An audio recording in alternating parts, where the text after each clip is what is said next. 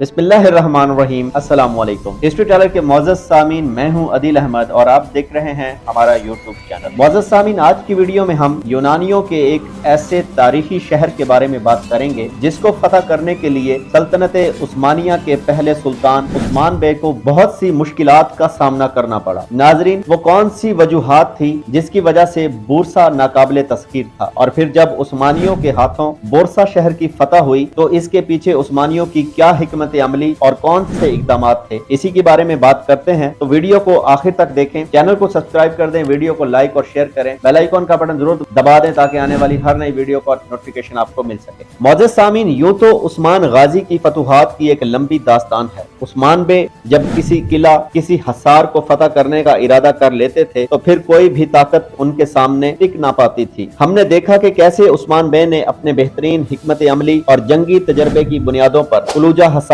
काराचाइसार, सौगौत और यानी शहर को दुश्मनों से छीन कर उन पर काई परचम बुलंद किया और फिर वहां इस्लामी निजाम नाफिज किया। इस सारी जिद्दोजहद के दौरान उस्मान ने बहुत सी मुश्किलात का सामना भी किया और अपने बहुत से सिपाहियों की शहादत के साथ साथ अपने अजीजों अकारब की शहादतें भी देखी, मगर वो साबित कदम रहे और अपनी फतुहात को जारी और सारी रखा। नाजरीन, अगर हम बात करें बोरसा शहर की फतह की तो उस्मान बे को फतुहात में मिलने वाली सबसे बड़ी और मुश्किल तरीन रुकावटों में से एक बोरसा की फतह थी, जिसकी वजह बोरसा का तकफूर था। बोरसा के तकफूर के बारे में कहा जाता था कि इसकी तरबियत खास तौर पर बैजंतीन में हुई थी और वो बैजंतीन के लिए बहुत सी जंगों में नाकाबिले तस्खीर और नाकाबिले शिकस्त रह चुका था। और तारीख से भी हमें यही पता चलता है कि उस्मान बे ने तकरीबन 7 साल तक बोरसा शहर का मुहासरा किया और उस्मान बे की ये शदीद ख्वाहिश थी कि वो अपनी जिंदगी में बोरसा शहर को फतह करे, ताहम ऐसा मुमकिन ना हो सका। तारीखी हकायक से हमें पता चलता है कि जब उस्मान बे अपनी आखिरी उम्र में थे और बिस्तरे मर्ग पे थे, तब उस्मान बे के जानशीन और सल्तनत के दूसरे सुल्तान ओरहान खान ने अपने भाई अलाउद्दीन और अपने नौजवान सिपा सालार से मिलकर बेहतरीन जंगी हिकमत अमली की बदौलत